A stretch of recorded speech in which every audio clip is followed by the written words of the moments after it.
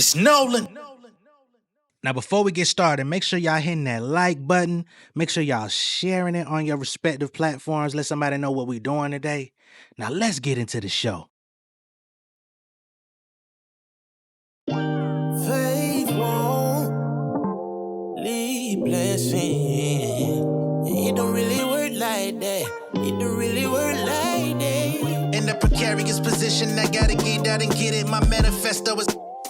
Hey, let me finish. My goal is to make $1 million, then replicate it, then flip it, and show the little homies they could do the same. Let me kick this game. Fresh off a placement in the TV and film. I got a check to pay immediate bills. That's 6 months in the making. In the kitchen by the oven, we baking. I put a dime in this before shifting my focus from famous. My illustration is a mission statement. Get off your ass, nigga. I did the same, but I left the shit in the past, nigga. Can't wait for opportunity. My ops have warned me. I took my ambition and work and lined them up congruently. Who is he? Nolan from the Dale, nigga living well. If y'all had to witness where I dwell, many was shit they sells. Came from the bottom at the bottom of the map. Anybody want a problem, it's a rap. All my niggas get it. What's going on, beautiful people? It's the kid J Nolan here. Welcome back to another episode of Inside the Industry, and everyone's source for music, entertainment, commentary, and breakdowns. Hope everyone's doing well out there. So, y'all know we just talked about this whole game, Kendrick Lamar, one-sided beef that's going on. Stat Quo doing the Third Verse podcast, letting some things out about the interesting relationship with Game and Kendrick. How Game has been, sifting through Kendrick's bars for years, trying to find different angles of how Kendrick could have possibly been dissing him. While at the same time, we've had numerous occasions over the last decade and some change of Game throwing out kind of like challenges to Kendrick or placing himself above Kendrick. All of these different things, right? So, of course, this has been a topic of conversation for some time. We already had the whole situation with Game's mixtape release, and he was throwing Kendrick and Drake in there, and he had some bars in there that was making it seem like he was also issuing new challenges. I'm the hardest rapper from Compton. I'm the best rapper in LA. Come prove me wrong. All this different type of shit, right? So now that all this is out, we've got Keem from TDE, who's got his own show, Truth in the Details. And he decided to actually react to the Third Verse podcast to let it be known how he feels without divulging too much info, right? In his reaction, he did question why Stat Quo was coming out, like really putting behind the scenes real shit in the public. He basically was like, yo, some of the stuff that I know in real life, I would never bring to the internet. I would never bring to a podcast. I would never bring to a mic because, we really in this, right? There's shit that we just got to keep close to the chest to not get the public in our business. So he was questioning why Stat Quo is doing this for podcasts, and he made jokes and made light of it like, shit, I was damn near about to call Joe Budden and call Nori and Drink Champs and shit. If niggas is starting to let the shit out, let the cats out the bag, then shit, I got plenty stories I could let out, right? Who knows everything that he's protecting from that side, right? But nonetheless, he started kind of giving us a little bit of a inkling that maybe some of the connection between Game and Kendrick has not always been organic. He starts alluding to the always referenced fact of J-Rock and Kendrick going on that early tour with Game. Game even talks about it, when he says he has love for Dot. It's like, shit, I allowed him and J-Rock to open up for me on my tour. They came on my tour. I got love for these niggas, man. I was the first one to look out for these niggas, right? But Keem started basically planting seeds that maybe even that was not organic, and maybe some strings were being pulled from behind the scenes.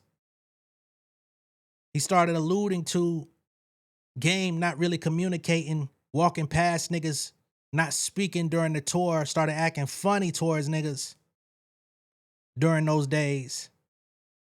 And perhaps some of the love that we thought was real Never was. I don't know. I can't say. I wasn't there for none of that stuff. I don't know none of these niggas' personal interactions, how they get down in person. All I could do is listen to how they explain it and give my own interpretation. Right? So what I'm gonna do is go ahead and pull up Keem's reaction. I'm not gonna play the entire thing. It's over 20-something minutes. I don't have all day to play it. I also got to get to some Stat Quo because since the original clip came out, Stat Quo was on Culture United last night, and they got a new episode of the third verse out with Stat Quo, Justin Hunt, and Glasses Malone, where they're talking about some of this situation as well. So I want to get caught up on new details as well because it seems like Stat is really letting it all hit the scene. Why? I don't know.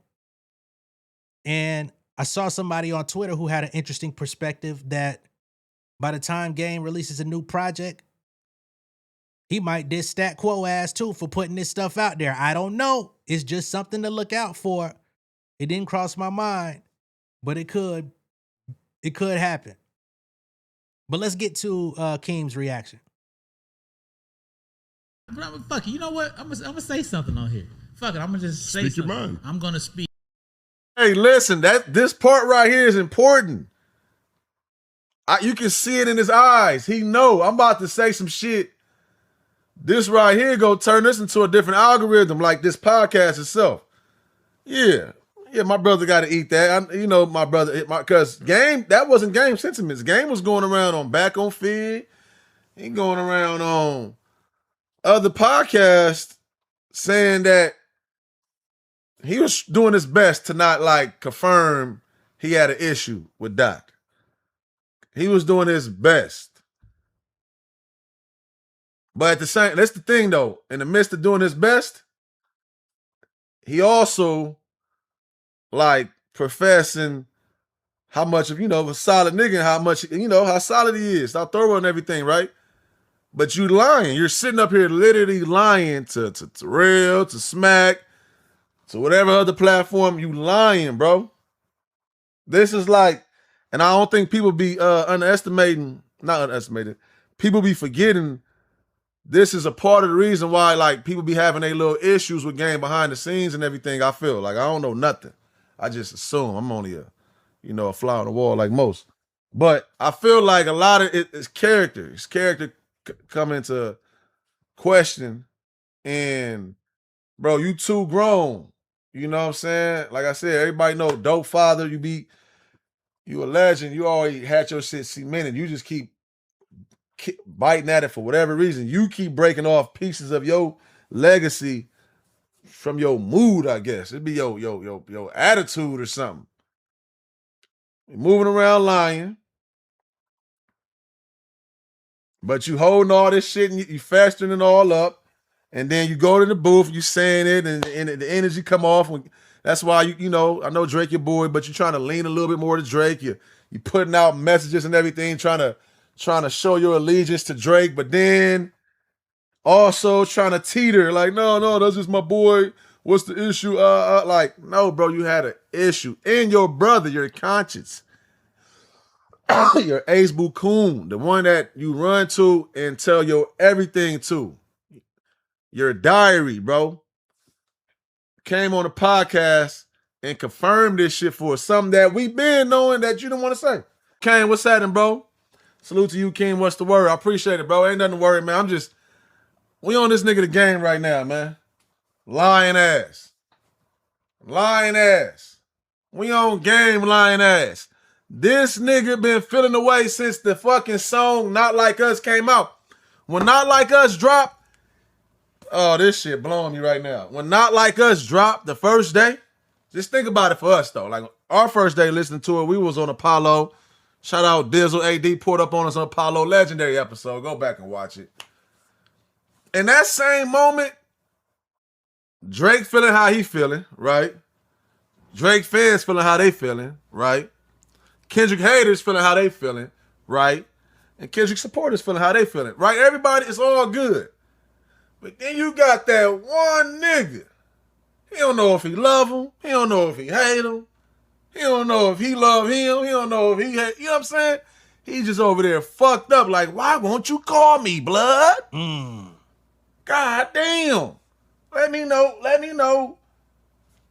You know me. Let me know. Now, what I find to be very interesting, right? I'm going to give y'all the chronology of this. Keem just said, "Why won't you call me?" That wasn't even out yet. The clip with Stat Quo, we ain't even got there yet. That came out today. But Keem just said, "Why won't you call me?" And the very next day, we're going to get to it. Stat Quo comes out and lets the truth and the details be known. That Game is really feeling some type of way that he can't get in contact with Kendrick. He'd be mad that he don't call him. And when he tries to call Dot, the line don't get picked up. The calls don't get returned. So then that even takes whatever feelings he be having anyway, it extends it. It makes it feel real because it's like, nigga, if you really fuck with me like you say you do, why you don't pick up when I hit you? But it's been known for years. Kendrick goes missing. You catch him when you catch him. He got to hit you when he feel like fucking with you. We'll continue. I'm Big Game still to you, man. Big Game James, too, nigga. Can you call me Big Game James? This is what's going on here, bro. Niggas just want to know if you love me still, man. Do you consider me? Because when Not Like Us drop, why the fuck is Game over there pissed off? Because Dre whispered, "Psst, I see dead people." Now, see, once again, I don't know how that's a diss, but I don't know the origin stories of Dre even saying that shit. So he said it on One Blood, and he said it on the other song that Stat did with Game. He said it on another song. You feel me? So maybe when they created those songs, Dre told them then, "Hey, when I say this shit right here, when I say this, I see dead people in front of somebody's shit, I'm gonna be dissing your ass." Unless he told that nigga, "Hey, I'll never say this on front of nobody else shit again. If you hear me say this on somebody else shit, just know this is to you." Why the fuck would that be the, like, I see dead people. And like I said, some things be above my pay grade. And I personally feel like it was homage. I feel like some people feel like, oh, it was just a callback to Euphoria. No. It wasn't just a callback to Euphoria. Those of us who were in the know and know what's going on, and you ain't got to really be in the know. If you were an active participant in hip hop, you knew what that was when you heard it. Like, oh shit, Young One Blood. Right? But nowhere did I think it had any malice in it. It just felt like, all right, I'm finna take this nigga out and we finna do, this was all coastal, right? From Euphoria, the nigga was talking about, I see niggas hate the West Coast and I'm fine with it. So he was pushing that West Coast shit throughout the thing anyway because Drake wanted to try to weaponize that. So a lot of shit got shouted out in the battle. But I don't think him saying I see dead people was a shot at Game. I felt like it was more of a shout out. But for the people out there that try to act like it was just like a coincidence and it was just like, oh, you know, because of the Sixth Sense and the mention on Euphoria, I'm sorry, I can't just roll with that simple of an explanation. Especially when y'all be the same ones in my comments telling me how intentional Dot is. Y'all tell me nothing he says is a mistake. You know what I'm saying? So if it's one way, it got to be always. My but I don't think it was a diss. My artistry, all that shit. Game could be right. All I'm saying is, why was his ass 6'5", 280 or whatever he is, tiny size, Tiny Johnson that is, 6'5", 275 out here going on podcasts lying about the fucking way he felt. Nigga, you felt the way and your actions showed that and everybody else was trying to tell you. Bro, you look like you you look like you wish Dot lost this shit. You look like you wish Dot lost this shit so you can get the feature from Drake And then we wouldn't see you right here going on stage with YG tomorrow. Playing with your goddamn whole career. Like, you know what I'm saying? Like, this shit ain't looking good. This shit ain't looking good, man. I'm gonna go back to his best friend, Stat Quo, who ain't seen him since the Will I Am thing, but that don't matter. Because it's not about the last time you seen him. It's the last time you heard me, brother. And his brother, Stat Quo, his conscience, the one that gets all the details, the one that brings it right back to the podcast and give it to, up-and-coming creators like myself who just love me some good detail. I couldn't believe I heard this shit last night. It ain't no way Stat Quo gave us what everybody been thinking.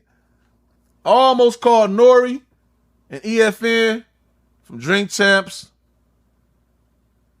Almost called Bagfield Podcast. Almost called Joe and the guys. Hell no. What's up with all the East Coast niggas? Ice, that's my dog. Almost called all these motherfuckers to just simply say, that nigga lied. That nigga been lying. He's a liar. Who? Game. That nigga's a big ass liar at that. Oh, that new Sony camera out? Oh, don't worry about it, man. I'll sell this one right here for a little discount. I'll sell this one right here, but it's brand new still. Sell this motherfucker for about, I'll give it somebody a deal, 3 racks. Come get my FX camera. I'll put me another little, 1,500, 2 racks. Hey, Mac, I'm right back with us. Let's go get our X5s, nigga. Because that's the camera I want to interview the game on. Bring your lying ass here. I'm going to be on that nigga like a music video. Come here, you fucking liar. Huh? I see dead people too. Am I dissing you? Huh? The rig.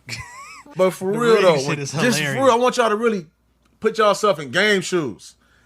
First, put yourself in the Apollo shoes and AD shoes. Y'all know where we was at. Go watch it. We was live.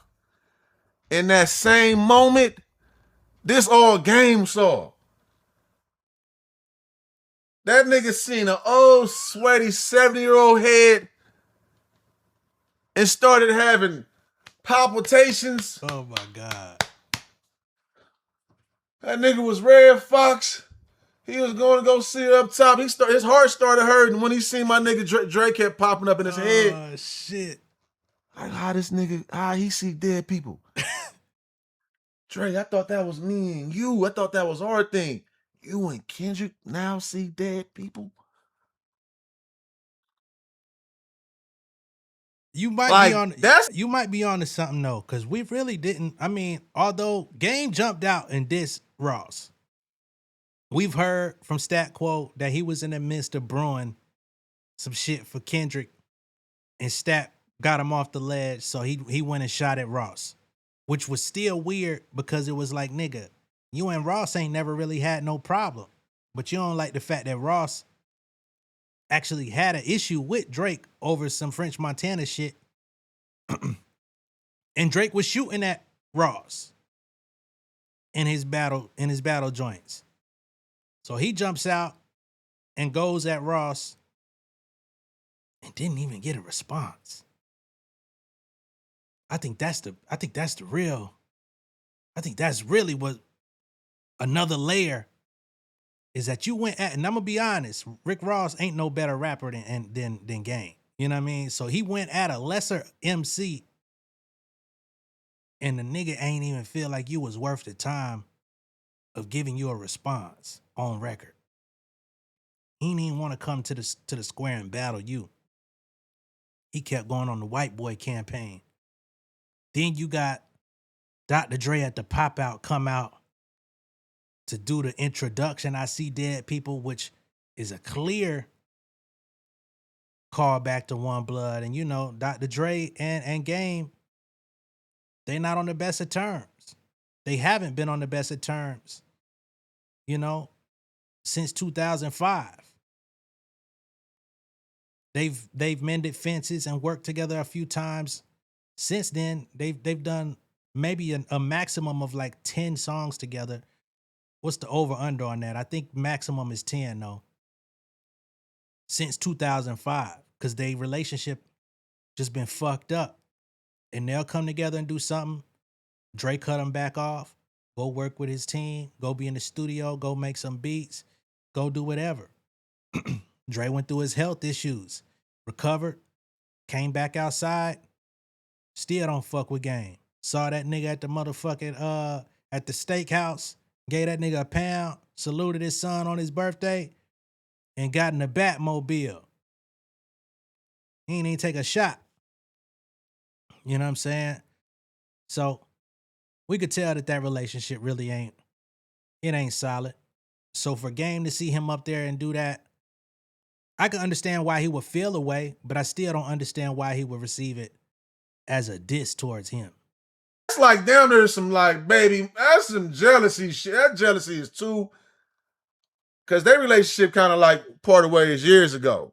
I know Dre didn't want to like do you like that because he big West Coast, and he didn't want to do you like that. Like, he big West Coast. This is Dr. Dre. I'm really big West Coast. You not, you lying ass nigga. Damn. This is how Dre feel.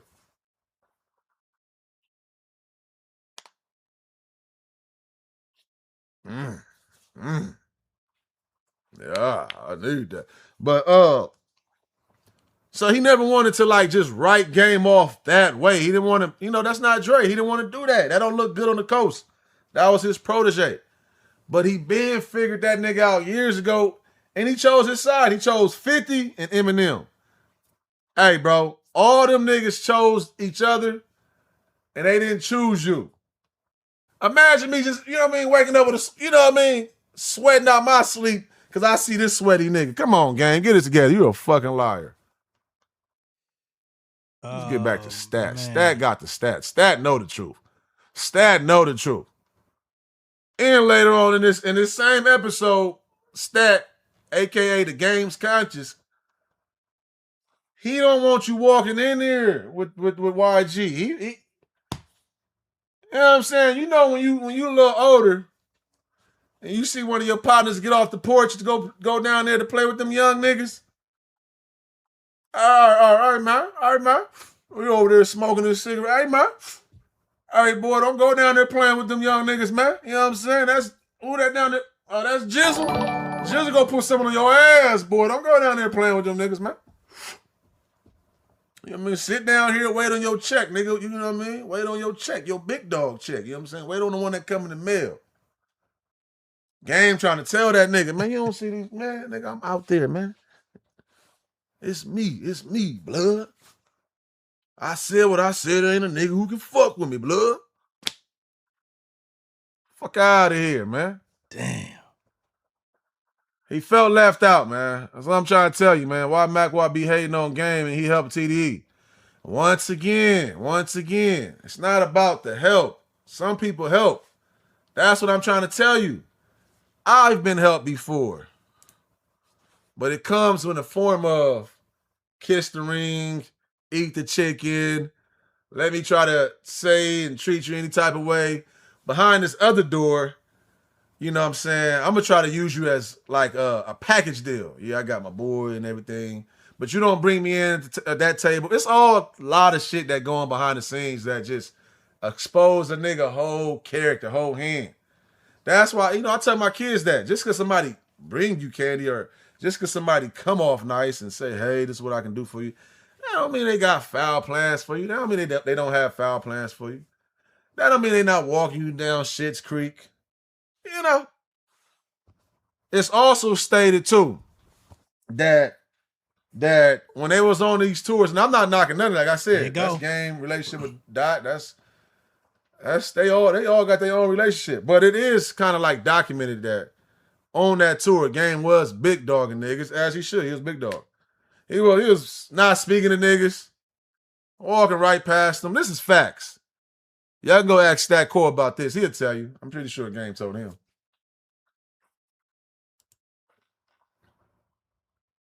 He even called Top to let him know. He argued with Game in somebody's bathroom. And my peoples was there that day, too. I ain't gonna hold you. My peoples was there. I happen to know the day this actually happened. One of my partners who worked very close with Stat Quo, he was there. And yeah, shit. These niggas over there arguing at in a bathroom. I think Church's Chicken. Imagine that. Imagine the game as he described him, 6'5", somewhere between 250, 275 pounds. I don't know how big Stat Quo is. In the motherfucking Church's Chicken is already little as hell. Church's Chicken is really a fucking hut. You know what I mean? Bathroom, big as your motherfucking infant's bedroom. You know what I'm saying? Bathroom at a motherfucking Church's Chicken, size of your baby crib. You know what I mean? And imagine these niggas in that motherfucking arguing in the bathroom about whether or not Dot dissed him on Not Like Us and whether he should get at him in a record. Just imagine that. What it would be like to be a fly on the wall to see that. These niggas going back and forth like Day Day and Craig. Top flight security, trying to figure out the rest of their day. About Kendrick Lamar. I'm gonna get up out of here, man. It's for real. I'm going. Hey, man, somebody got ask Game did he at least get the jalapenos with his motherfucking chicken that day or something, man. We need answers. We need answers on that motherfucker, man. Did you at least get the jalapenos that day, nigga, since you was feeling that hot? Did you at least get you some jalapeno? All I will say, I will say to this though. Damn. I'm gonna say to this though. That's what I will say. Game, we all like, bro, that first album, nigga, I was fresh out of high school. Ain't nothing like that motherfucker. You know what I'm saying? It's in a league of his own. My heart go out to you a little bit, bro, because I feel like you tried to come in, like you said, try to put everybody on, help people. You were trying to put people contracts and all that shit.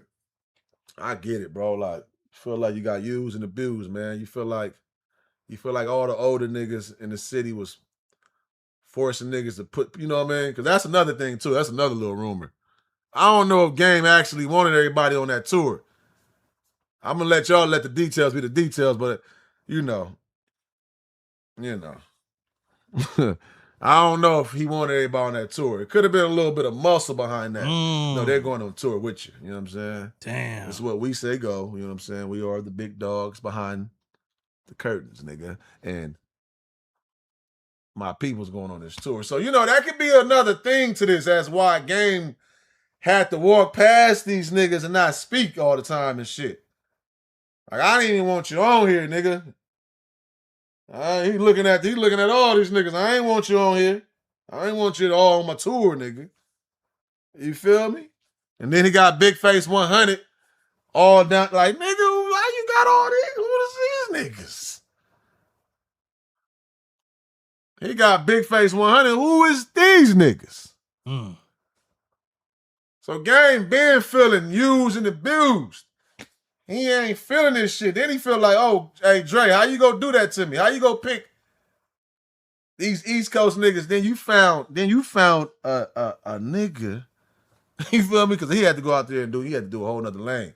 He kind of had to live up to his, he had to kind of live up to his image he was putting out there. That's why he covered up the butterfly. I ain't knocking the butterfly either. Don't put me into I ain't got no issue. I don't want to see you at Bristol Farms. I don't have no issue. We're gonna have us an Erewhon smoothie together, work out or something. You know what I'm saying? Laugh about this shit. I got no issue. Okay. Keem TDE. See if y'all heard the truth and the details. Okay. We got more though, because once again, we still got to get the Stat Quo. Stat Atlanta. Because apparently he got more details about this whole situation with Game and Dot. And apparently it gets deeper. So now we bringing it up to present day. We already know what happened with the past. We already know what it was with Game feeling a way about Not Like Us. But last night, Stat Quo let it be known that he also did his best to get Game not to release those songs on his recent mixtapes where he was using Kendrick's name in the bars. He tried to get him not to put it on there. Game said, I'm dropping it anyway. Yeah. The last time I seen Game, he was having something down at LA Live. The reason I went down there, Justin's college homeboy, Travis, who's now working with Game, sent me the intro to the mixtape where he said something about Kendrick. I heard it. The reason I went down there was to tell this nigga to take it and don't put that song out. Did he listen? No, he didn't. So I'm just trying to tell y'all, I be trying to tell this nigga. I told him there's a picture of us together that's on my Instagram. That's from that night.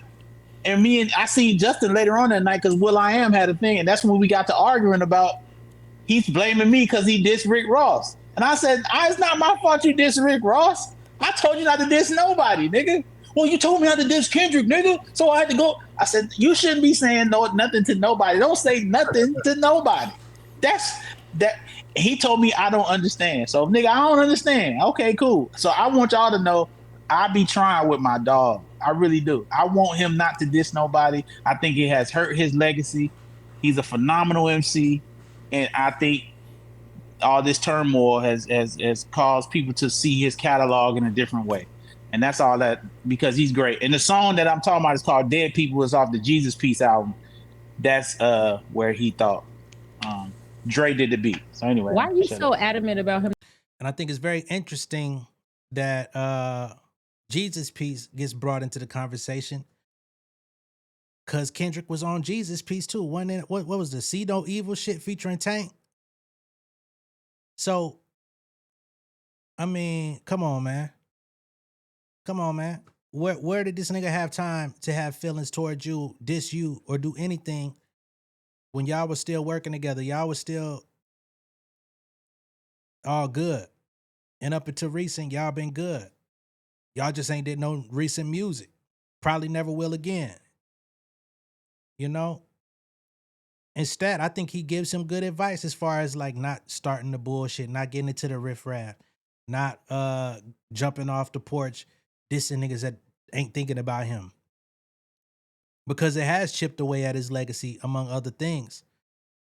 Like, people always want to talk about this competitive, it's hip-hop, nigga. At a certain point, it ain't hip-hop. It's character flaws.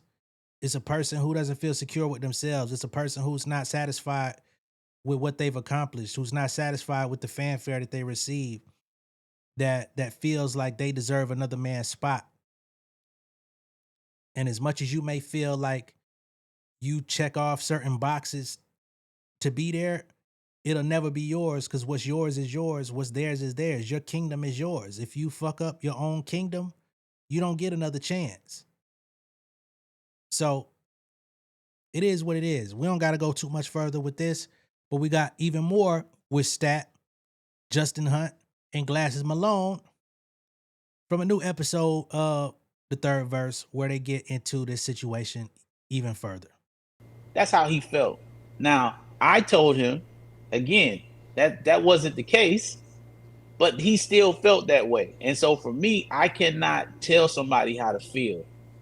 I can try to steer them in a direction and be like, dawg, that's not what it is. But I still can't make someone feel the way they feel. So by me exposing that, right, I was trying to let people into the mind of a person that they don't get to actually speak to. And that when he goes on podcasts like he did, he's a little bit more guarded with how he feels about certain things. What people don't understand about rappers, because I am one, we are a sensitive bunch. And when we listen to rhymes, we listen to them very closely to see if someone's talking about us. There's been a bunch of times, we're not going to say the rapper's name, and it's not Lupe Fiasco, by the way, that Justin has come to me and said, hey, listen to this line and tell me, do you think such and such is talking about such and such? And I said to Justin, dog, come on, man. He just overreacting. But that's what rappers do. But the general public aren't rappers, so they don't see it like that. But that's how we be acting. So I am someone that's in his life, that's a rapper, that came up with him that can speak to him in a way that other people can't. So I was letting the world into that conversation because I am watching the mistakes that he has been made tarnish his musical legacy. So that was my motive behind saying what I had to say, sir. I do respect how you had something to say and how you disagree with me. I love that you were respectful, and shout out to you and shout out to your platform. I think his name's Keem. I met him a couple of times or whatever. He rolls around with the TDE camp, but he mentioned some stuff as far as like when the camp went on tour with Game and how Game was acting and all that type of stuff. That shit has still festered amongst a lot of the guys that came up with TDE, right? They still have those feelings, and that word and those things get back to Chuck, and so that adds on to where he be coming from and why he feels the way he feels. I always told him that Die has nothing but respect for him. But you know, you can tell somebody some shit a billion times. And I also said to him, if Kendrick said the things that you said in a rhyme about you would feel away. The innuendos that you dropped, even though I told you not to say nothing about Kendrick, you had Kendrick innuendos all throughout the Rick Ross disc. This new mixtape, there's other innuendos in there. You know what I'm saying? So you would feel away if that was you. So as a friend, as a brother, as a homeboy, that's how I am with all my people. And yeah, so that was my objective of saying what I was saying. And plus, we got a platform here, and y'all come here for my insight on things, and I'm telling you how I feel. There will never be a time though, and I'm gonna let Justin have it after this, that you will come on here, and I'm saying anything about anyone's personal life though. I will never do anything to mess up, to have anything to say about someone's personal life, families, children, you know. All right. So, in so many words, Stat Quo just confirmed what Keem was saying about the tour shit back in the days, right? And whatever happened during that tour back in the days, where everybody refers back to that, Game was the one who looked out, took them on tour. You know, it's kind of like the same deal with like Drake. Oh, I took Kendrick on his first tour, but then it's like, oh, I took J-Rock and Kate out on their first tour. You know, all this shit. So, but there's still these lingering events of Game acting funny even back then. In the midst of helping, looking out, supposedly, he had his moments of being, you know, I don't know if it was just being a diva, being, you know, at the top of the game and feeling like they was below him and they didn't, I really don't need to have y'all here. I could have had anybody open up the show type shit, you know what I mean? Or what have you. Again, Keem said he don't even know if Game made the selection, if it was, you know, political. He was forced to take them on the road with him based on different things. Whatever it was, Stat said some of those feelings still linger, not necessarily from Kendrick, but from people that roll with TDE, especially probably the younger guys who are around Kendrick's age, who look at it like, nah, nigga, fuck that. You know? Don't look out for a nigga if you gonna act funny about it. We could have stayed at the crib. We could have did anything, nigga. It ain't like shit. It ain't like Doc got on off of that. He was hype man for J-Rock. He had to wait his turn. He still had to put his own reps in. He would have still did them reps either way it go. So that piece is confirmed. But then we get once G Malone actually joins the show. Let's take the motherfucking veil off the West real quick, my nigga. Let's just be honest.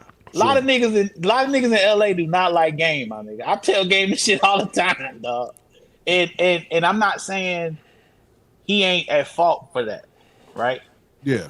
You're not a person that dislike him. You know what I'm saying? Y'all have had it's been up and down, of course, with most people. But from your perspective, right? Because I told him how the shit looked. This is a conversation I had with him about when he dissed Ross and all that shit and how it looked. I told him all of that. Just like I told Wack when Wack came out, I was like, before Kendrick dropped his shit, Wack did an interview with academics saying, "Man, what you gonna do, Doc?" And I told Wack, I said, "Nigga, I'm from Atlanta. I'm not from LA. But in no circumstance do we go against the home team for nobody. You get what I'm saying? Yeah. Like, so these are conversations that I have behind the scenes or whatever. But I just want to understand from just even from your perspective, like, because he is, regardless of what it is, I'm not from LA, but I feel like this is my home. So he's one of our own, right? Thanks. And he's somebody to be celebrated because he blew up during a time that the West they were saying it was over with. You know, the West was dead or whatever. Yeah, we got put on exactly. Exactly. West got put on Tupac and all that Suge Knight shit, and he was the one that kind of stepped out.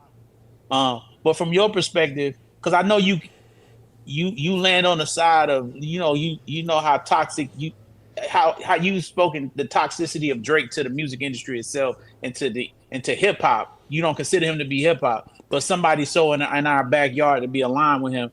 Like, how does that make you feel? Because I want to see, just hear your perspective on that. Well, you know what's funny? I think Chuck is revered on the West Coast. I think what you hear more is disappointment. Okay. There's the expectations of all of us as spokesmen for this culture. And, our predecessors laid down, like a pretty narrow walkway.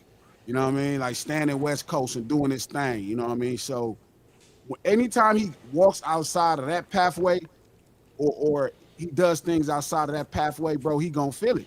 And I think Chuck is somebody historically, knowing him before his first project came out, him being instrumental in, my life changing. You know what I'm saying? Being a part of Black Wall Street. Shout out to him and Face and G-Ride. And it's like, I always have this fondness for him. But Chuck know exactly what he's doing. He knows exactly what he's going to do that's going to piss everybody off. He knew this whole thing was going to piss everybody off. And somewhere along the line, he felt like him benefiting in the matter was more important than whatever we thought. So I guess I'm not disappointed. So what you hear from everybody else is disappointment. You don't hear from me because I know this is who this motherfucker been. Exactly. First day, man. Like, I could tell you stories about Chuck from the first day. And he's just a different kind of dude sometimes, man. I think he just be in his own space and kind of living his own life versus, hip hop or this thing is about the coat. Like, I got to think about how I'm going to make Snoop look. I got to think about how I'm going to make Ice Cube look. When I put out Tupac Must Die, me and Dre almost got to an argument at the studio over it. Wow. You know what I mean? Because in his mind, he like, man, what the hell is this? Why would you say fuck Tupac? I'm like, nigga, you think I would say fuck Tupac? Like, you knew me before I start rapping. Do it sound like I would say something like that? Like, what the song is about? And I explained to him. And I remember him trying to get me to apologize. And I'm like, bro, if anybody in this studio say that this ain't tight, he couldn't believe it was tight. He didn't even watch it. He's Dr. Dre. Yes, this guy.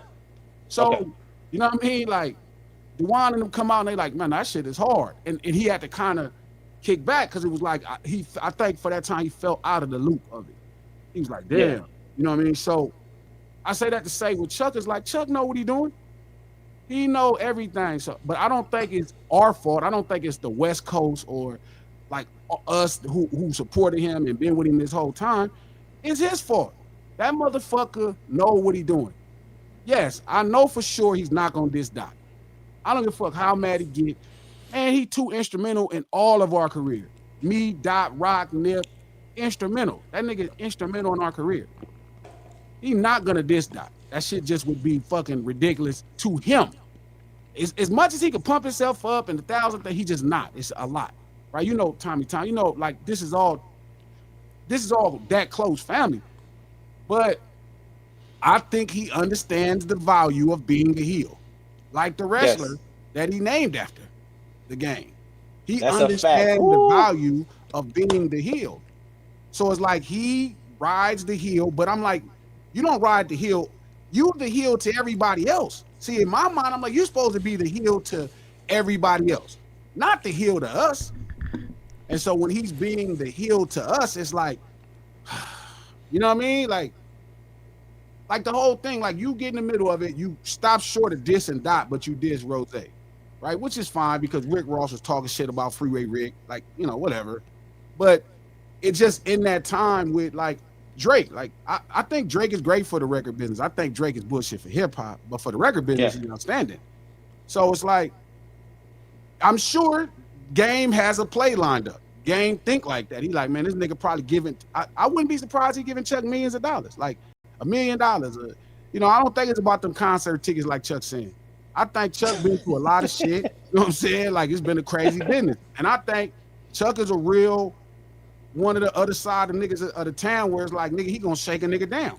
And I'm sure this nigga is another nigga that is looking out for him. But the first time, just like Kanye, the first time that they don't stand on the bullshit that they supposed to begin on, the first time Drake missed that payment, the first time that plane ain't available, the first time, you know what I'm saying, that feature don't come through, yeah, you know, Drake gonna feel his wrath.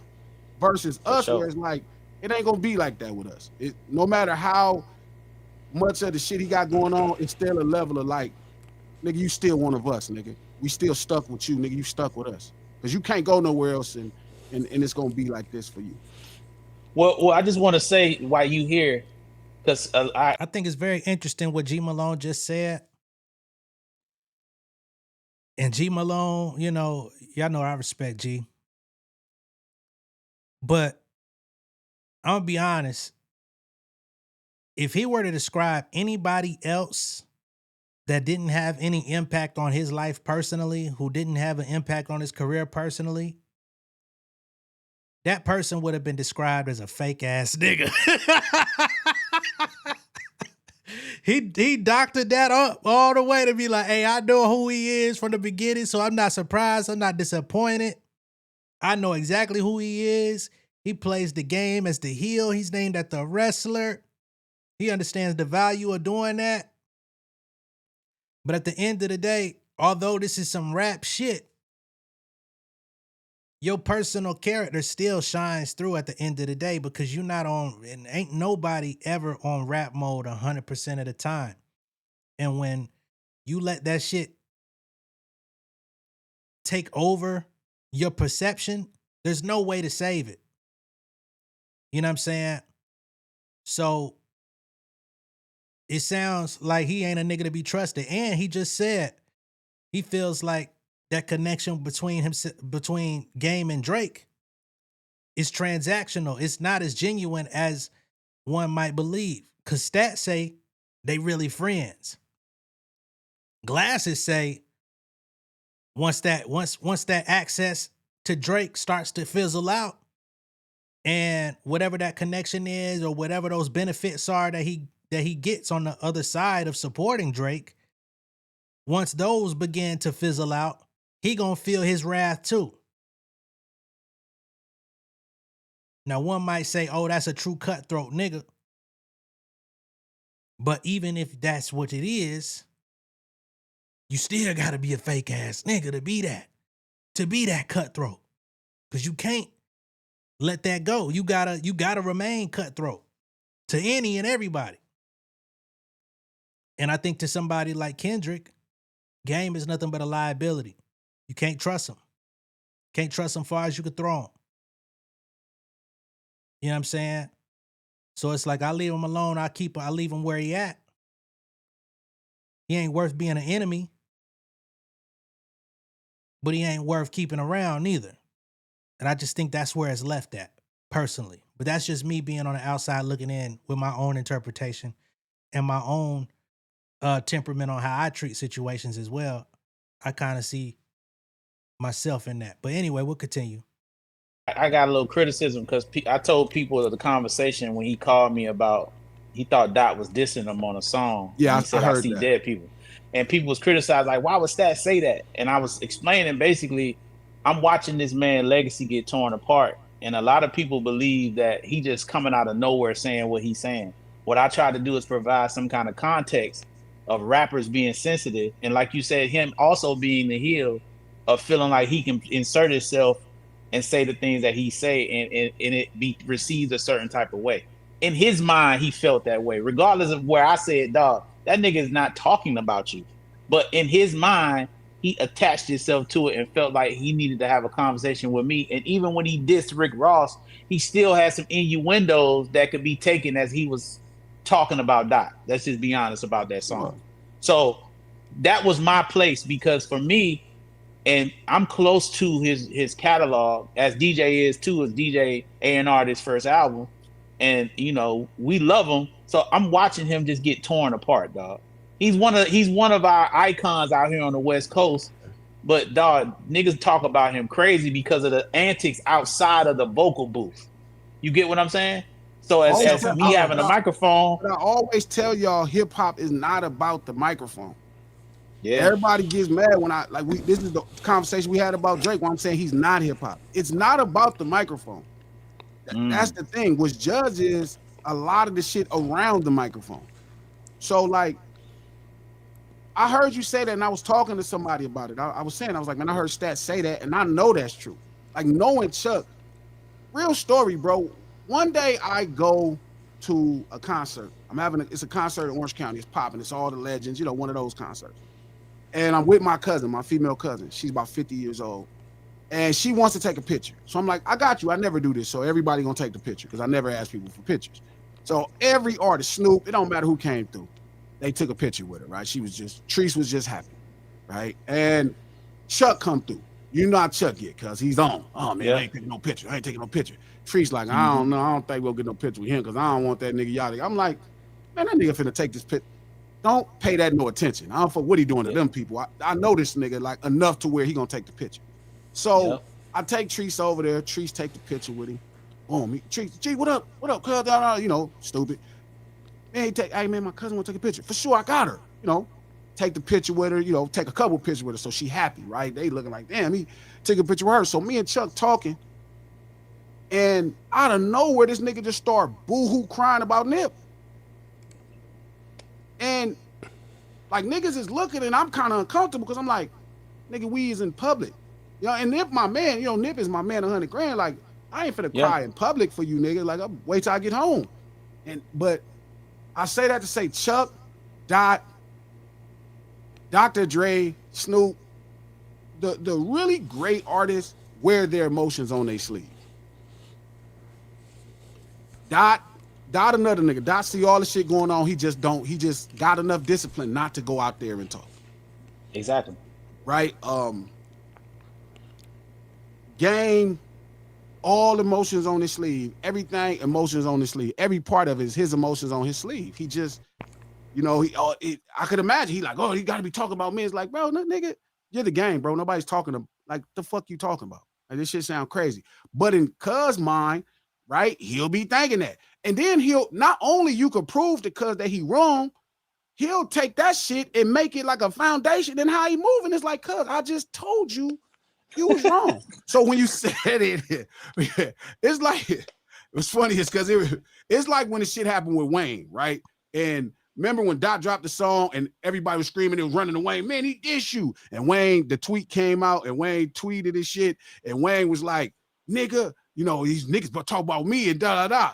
And I saw the tweet and it was like, Glasses, what you think? I'm like, 100 to 1, he never heard the song. Man, no, G, you just make excuses. I'm like, bro, I know these niggas. Yeah. A week later, he tweets, my bad, man, I never heard the song. And I'm like, bro, he don't be knowing shit. So not at all. It's a fucked up situation for a Stat because we're speaking from knowing people, right? And everybody else is giving us the, you know, they got the representation of a person. So they like, this don't look right. Why the fuck would you be siding with this nigga against somebody that's like your little brother? Like my nigga was telling. And the whole thing about that Wayne shit, and I believe G Malone with that because it tracks with what Wayne has been saying for years about not listening to nobody, you know, because he wants to remain original or whatever. Sometimes it also hinders his growth because he don't really see what's going on else. Because he'll hear new music. All he really be caring about is the beat, where he could go jump on the beat. But at the same time, the fact that you could let niggas gas you up, that you got severely dissed and you wanna what was the shit he said about let me rest or some shit? You don't want these problems type shit. It's like if you haven't heard the joint for yourself, how could you even come out here and issue a warning and you don't even know what the nigga said? How could you even issue a response if you don't even know what the original piece was about? And be clear, it wouldn't have even been a joint with your name in it had you not already been acting weird about that fucking Super Bowl shit. We'll continue. I mean, yesterday, he like, G, man, he called Drake his brother. He ain't, he didn't call Dot his brother. I'm like, man, he didn't call Dot his brother a million times. But in that moment, Chuck is fucking chucking, bro. He's fucking chucking. And this is, and I get mad at the general public is, how did y'all let this work the first fucking time? You should have already been upset. If you're going to be upset, that's like Kanye. Niggas get mad at Ye. I'm like, bro, this been this nigga the whole time. Don't try to act like you surprised. This shit ain't no fucking surprise. This shit ain't surprising with Game. This shit ain't surprising with Kanye. This shit not surprising. Them niggas been them shits the first time you thought it was cute at one time. That's what happened. Yeah. You thought it was cute. It was in your favor. You thought it was nice. You didn't see that whole shit happen with him and 50 Cent and felt like it went too far for a nigga that just put you in this type of position? You had to see that and think to yourself like, damn, why would you do a nigga like that? That's like with you. But see, at that point, feel me, you think it's cute. So the thing is, the best part about all this is I don't gotta feel bad for Chuck. Chuck is just fine. Chuck finna go out here today and make some money. He gonna be able to go tour and make some money. He gonna be able to be fine. Just like Drake. I didn't feel bad for Drake. Nigga, you finna, I was telling Jess, I'm like, you gonna put out a record, you gonna sell some records, you're gonna be able to go out and make some money. All this shit is happening. All this shit is happening, bro. You're not gonna have to deal with nothing. You're not gonna be able to do nothing. Well, that what you just said is so crazy because like when you know these niggas, it's a totally different vibe. But at the same time, it's like public perception. That's why my conversations with him during that process was, hey man, come on now. You know what I mean? Like this Dot, my nigga. Like, what we doing? I don't care who battling Dot. Yeah. Unless it's some like team, bro. Like what? We nigga, what? First of all, it's a Canadian versus an American. That's just at the basis of it. That's just I'm not going Jim with Carrey. And ain't none of the Canadians where you kind of be like, but listen, honestly, bro, I don't feel like it was even about size. I think we roll with home team. That's natural. And this nigga's a friend. He not just some nigga that's a rapper from the West, bro. This my partner, right? I've been knowing this little nigga since he's in high school. So, and Drake is not like a enemy, bro. Like, I mean, now he could probably fucking hate me to death, but that nigga's not never been no enemy. Like, I've rooted for this nigga when he was signed to the label. But, nigga, if you supposed to ride with home team, right? Chuck know goddamn well you supposed to ride with home team, but Chuck was fucking chucking, bro. He decided that here's a moment to be a heel. It was worth it in entertainment value. He thought it was more valuable to stand in that position because simple as that, he never had to do nothing. He never had to get involved. Yeah, man. Do you, from your perspective, just generally speaking, do you think artists in Game's position or artists in general, but when I think about Game, I think about all the things that he accomplished. Do you think he should be more legacy focused and less heel entertainment value focused? Now, last but not least, we're going to get to this final piece. All right? From the same part, but to kind of get to the point. We got Stat Quo shedding a little bit more light on the fact that Game cannot get in touch with Dot, which only makes it even worse. Dot don't get on the phone with everybody, my nigga. He don't talk to niggas. This what y'all got to understand about Kendrick Lamar. He just not talking to everybody. He talked to Glasses. He's a very few small people that he'll get on the phone with. I think that was another thing that Game had an issue with. He couldn't get Kendrick on the phone. And I'm trying to explain. He's like, man, why won't he just talk to me? I'm just like, my nigga, like, hey, man. And I'm explaining to this nigga, everybody ain't the same. I remember having a conversation with Kendrick about that phone and just talking. He's like, that's his vice. Because we were just talking about vices one day. And his vice is being away, like being able to cut things off and cut the world off and no one be able to touch him. Like some people's vice is shopping. He enjoys the fact that niggas just can't get to him. They want access. And he be like, yeah. They want the access. And he enjoys to dog, we all when you see Dr. Dre Dog, we all admire the fact that at any given time, bro, Dre can cut access off to anyone whenever he wants. Okay. So that comes back to what Keem said yesterday when he said, why won't this nigga call me? Why won't this nigga hit me up? Let me know something. Let me know you still fuck with me. He wasn't lying. He jumped the shark a little bit, threw it out there. And then we get a confirmation from Stat Quo stating the exact same thing. And we saw G Malone, who basically agreed. So, you know, the assessment that we've all come to regarding Game, we ain't been wrong. Now, how it's perceived by people that love him versus people who just love hip hop, or people who love Kendrick, or people who, you know, are just consuming this on a day-to-day basis. Like, yo, why does this nigga act so fucking weird? Does he really believe this rap persona? Because the rap persona that Game carries don't even match up with the rapper that he is currently. He ain't the same Game from fucking 300 bars. Them days over. Game can still rap, but he ain't that Game no more. You know what I mean? And that's another piece that's tough to swallow. Is when you still think you that nigga, Game can go. That last fucking LA Leakers freestyle he did over the Hit Boy beat, crazy. But those moments are fleeting. Those moments are not just consecutive coming back to back to back to back to back like it used to. So I think that also plays a part. It's like, man, niggas love this nigga over here. I did this shit first. I helped. You know, can't say you put him on, but you helped at some point before he got on, and then y'all continued to work. And there was a moment in time where you looked like the big homie. Was you really the big homie? Don't seem like it. But that's all I got for y'all. Let me know what y'all think of all this down below in the comments. Be sure to like and share this video. If this is your first time seeing me on YouTube, go ahead and subscribe to the channel, become an insider. I will see y'all on the next one. Y'all be good out there, man. Peace. Yeah, family over fame in this bitch, yeah. The glory of living righteous is setting in. My street knowledge and education's a perfect blend. Young mogul, independent, I've been setting trends. The first one from my family to be faithfully wed.